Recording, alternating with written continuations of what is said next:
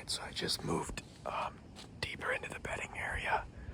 This morning I was set up out there like maybe 200 yards away, overlooking some grassy fields. I'm on public land way back in here. This is about a 2-mile walk to get in here. But thankfully I can use the pedal bike and get 3/4 of the way back here. You gotta go along a bunch of ditches and dikes to get all the way back into this corner. I got a cell camera in here that's been getting pictures of some pretty nice bucks and one really big buck. I didn't want to push all the way in here this morning because it being dark, and this will be the first time I've hunted this exact spot. I take that back. I hunted here once on the ground 2 years ago, but that doesn't count. I wanted to come in here in daylight so I could find a good tree. Thankfully, I got some wind cover. I got in here okay. I didn't spook anything, I don't think, but as I was setting up, I had a little 8-point buck come in. I think he heard me rustling around a little bit or something, and all of a sudden there he was, and he ran off. We got like a west-southwest wind blowing my scent all this way. That's kind of the direction I accessed from. I accessed right down this old dried up ditch here. But that's the side I expect less movement to come from. There should be more deer coming from all out in here. My scrape is right there in a little grassy opening. I can kind of look down this way, down this dried ditch. I'm probably gonna leave this my setup here, come back in the morning and give this another shot. But we'll see. I know getting in here, leaving my ground scent, they're gonna pick up on that real quick. This trail camera's been getting like all day movement. Morning, midday, evening, does, fawns, bucks, everything, big bucks. This is probably the most active scrape on this whole 40-acre section right here. And it's right in the middle of the bedding. There's tons of does that just bed just beyond this scrape and over this way. This way has occasional bedding, but the best stuff is from here over that way. So hopefully there's a giant with a doe in here. This is kind of a lockdown phase of the rut still, but the rut's quickly winding down here, so we'll see what comes out, I guess. Probably end up sitting here in the morning too. I don't know.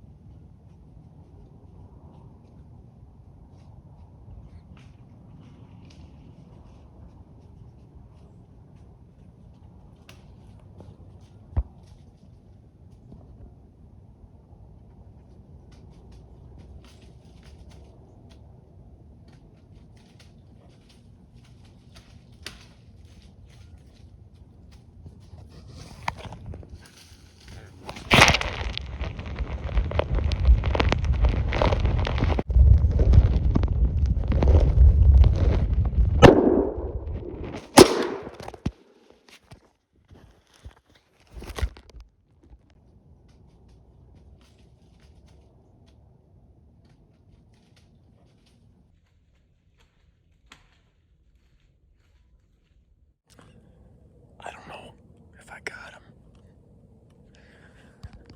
Frickin' camera might have costed me that buck. I was trying to record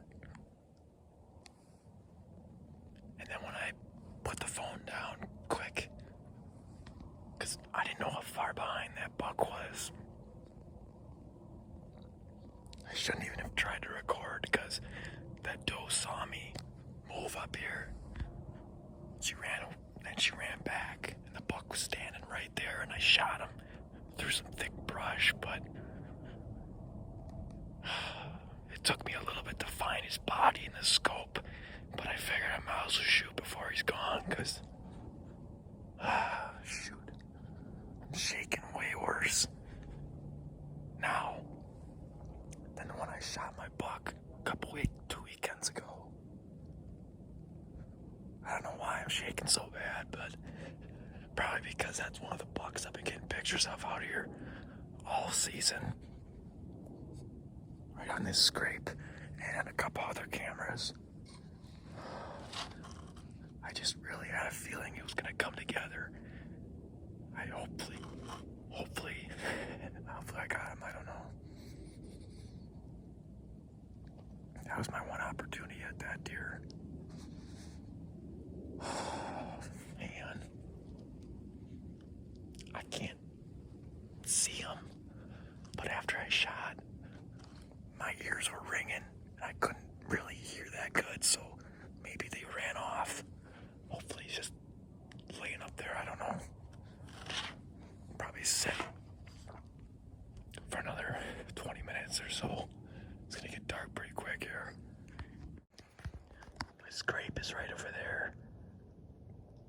In that opening. It's really hard to see. He was right there.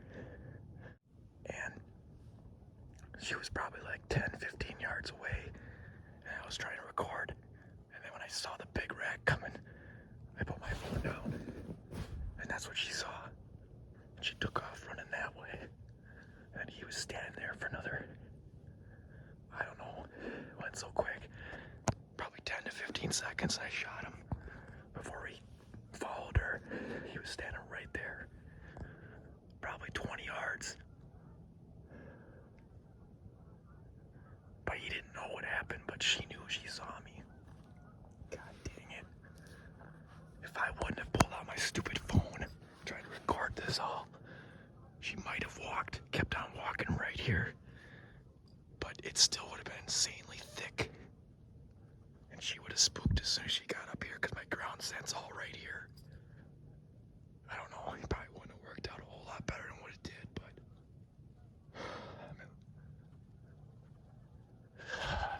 man, shaking bad.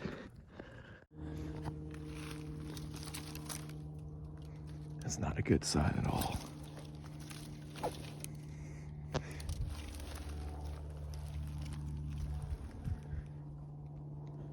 Right up there.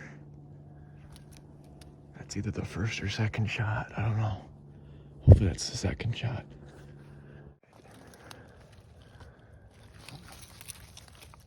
One bullet hit the tree.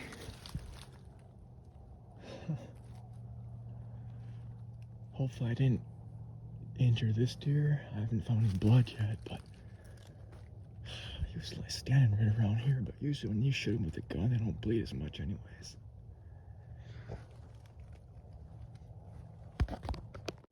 That's the tree right there. That's all shot up. Pretty good blood. Oh, I didn't think I hit him. There's blood up there. I'm just gonna wait this out.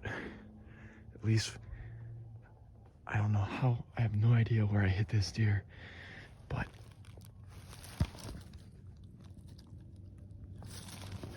because he must have been standing right here. There's the tree that's all shot up. That's probably the second shot. The second shot was just kind of a desperation shot because when I shot, I thought I hit him. Because I saw his head. My tree's right out there that's leaning. Right there. And he must have been standing right here. The doe was up there. She saw me. She ran that way. And he stood here, thankfully, for a little bit. I saw his head, and he turned. And I found his body and just let him have it. I gotta take a crap. Been holding this crap in for the last 2 hours. And then I'm gonna just, I don't know. I might just wait till dark to continue this track. I don't want to push him because this is all just private all the way around here. The public is all mainly that way. I don't know. I don't want to screw this up. It's looking promising. Promising. Ugh, I can't even talk. There's more blood right there. But blood doesn't guarantee a kill. I was hoping he'd drop right around here somewhere, but we'll see what happens, I guess. I'm still pretty much right at the impact site. This deer's spraying out like crazy. Like just blood everywhere. This thing's gotta be a dead deer. Holy crap, look at all that.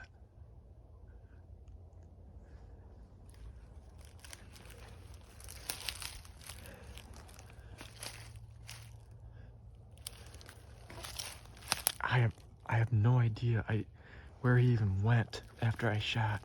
It just disappeared. That second shot was kind of just a desperation shot. I just called my dad. I'm gonna take this trail like 20 yards. If I can't find him tonight, we're just gonna come back in the morning and continue.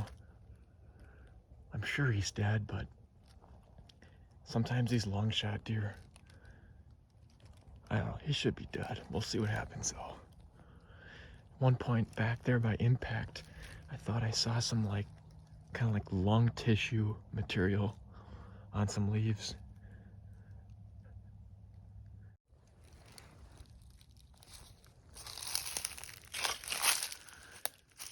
The blood is definitely slowing down. I'm gonna have to back out.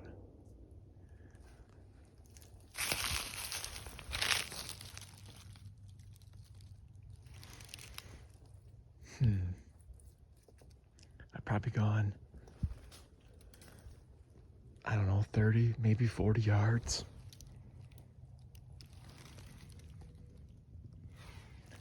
I think I'm gonna have to back out, especially now that it's getting dark. I can't see him if he's laying up there dead.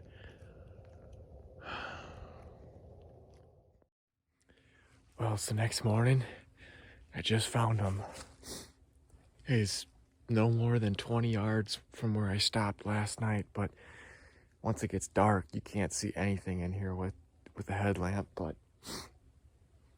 yeah, I was getting really worried last night because the blood was really starting to peter out. But I had really good blood on impact. But after the first 15, 20 yards, it's been drying up here. I'll show you what it looks like.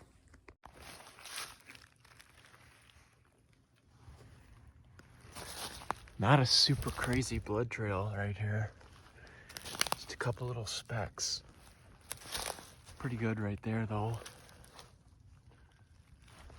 And then right up here is where I stopped last night. Right where it got really thick here, I'm like, this is a good stopping point. The blood's kind of slowing down. I get right here today, I see a little bit of blood up there. I'm starting to think, geez, all he has to do is get up to that grass, go another 20 yards, and then he crosses the ditch and he's gone. And I look over, boom. I'm not sure which buck this is. Whatever, we'll go walk up to it. I think it might be just a 2.5-year-old, unfortunately, but looks like he got right here and then turned this way. He's not the 2.5-year-old. He's a 3.5-year-old, I think. I don't know. I don't know these deer out here that good, but yeah, he was dead last night for sure. He's all bloated up. Got some burdocks on him, but yeah, like a 9-pointer, busted up a little bit, small inside point starting. Probably a good 3.5-year-old, or average size 3.5. It was a really nice young 2.5. I had pictures of him on that cell cam, well, the day before opening day, and I didn't want to shoot that deer if it came in. He's a little smaller frame than this. He's actually got 10 points, a big split here and an inside point. But everything happened so fast last night. I figured maybe it could have been that buck, because he almost is as big as this. When this buck first came in, I thought it was the 10 point with split G2s. That deer I had a couple pictures of down here, daylight and at nighttime, but he likes to hang deeper into the public more. I got even more pictures of him over there. This buck I only had pictures of over here on this camera. He started showing up right around, I think it was like the 6th or 7th of November, and in here a couple times in daylight, still chasing that doe around in here, and you know, gave me a somewhat of a shot through the brush there, but wow. Yeah, pretty nice buck. I can't believe that right back there by that bigger tree, and pretty much right there is where I stopped last night. I got there, I found the last blood where I stopped last night. I was like, okay, here we are. And I literally just peeked up and he's right there. Just, if I would have pushed through this thicker spot right here, I stopped right there because it's just got kind of thick and hard to walk through. I was like, oh, that's just a good natural stopping point, about 30 yards from where I shot him. If I would have just pushed through and got right here, there's a really good chance I would have seen him last night, but taking him out through the day is just going to be a lot easier when you can see what you're doing. He probably only went another 10 yards from where, 15 yards probably from where I stopped last night. So in total, probably 50 yards from where I shot him. Looks like I hit high lung. Kind of right where I was aiming, just maybe a little bit high. I'll roll him over here once I get him gutted, and we'll see what the other side looks like. But yeah, he's been laying all night, unfortunately, but pretty stiff. We're gonna take him out through the creek again, so I'll get some neat footage of that a little bit later. So this right here is my vine setup. It didn't quite work out to get the deer to come right into the best opening. I was sitting right up there in that crooked tree. There's no really good shooting anywhere in here. I'm not worried about leaving any extra scent out here because this whole place is scented up now, but you can see this is probably from a day or two ago. I had 2 little bucks hit this yesterday morning when I was hunting 200 yards that way. This branch lifted up a little bit. Usually you want these vines to be about belly to waist high. This is getting closer to the chest high mark. The reason why you want it lower is so you could get as many does and as many fawns, as many deer as possible to hit that and leave scent on that. If you're getting does that hit this every single day, there'll be bucks hitting it every single day at some point in the season as well. This has got to be the most active scrape in this whole 30 acres. I saw a couple scrapes over there yesterday, but this one has been getting pictures of deer every single day, morning, evening, midday, bucks, morning, evening, midday. So this is just a natural little opening of grass right here. It's not really an opening, there's just whatever. The canopy's not open, but the forest floor is open here, and all the trails kind of converge right here. So I obviously ripped the ground up the day I set this, and I hacked a bunch of this canary grass shorter right around here and all these weeds because everything was growing up pretty tall. So just opening up that bare soil is very important when setting these mock scrapes. Like, you can set up one of these on the edge of a field and you're guaranteed to get, deer to use it. But in the bedding area like this, you have to really make this the best possible scrape around, because there was no natural mock scrape around here. There's no branches even, well, maybe some of those branches would be low enough to make but this is all just thick grass. By opening up the dirt like that and having this nice licking branch here, I've made this the best, most attractive scrape in this whole area right here. And this is all right in the center of this bedding area, so you can pretty much expect midday movement on this scrape. All right, enough talk about that. My dad's coming out here with the canoe, so we're gonna get a little footage of him, of us paddling down the river.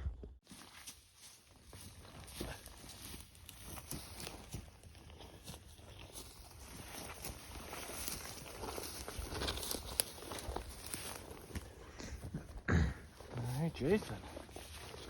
Wow. That's the side he was facing, you think? No, that would be the exit side. Okay. The entrance is right about there on the other side too. Yeah. It's a nice looking deer. Get in the canoe.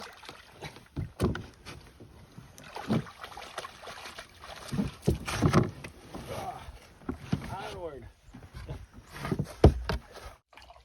Oh,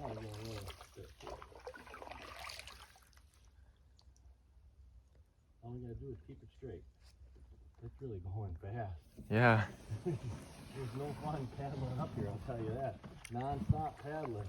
I bet. Non-stop, and I had a sore right shoulder too. Hip boots. Well, then you get to spots like this where you'd never make it. That's where he was walking all the way up there.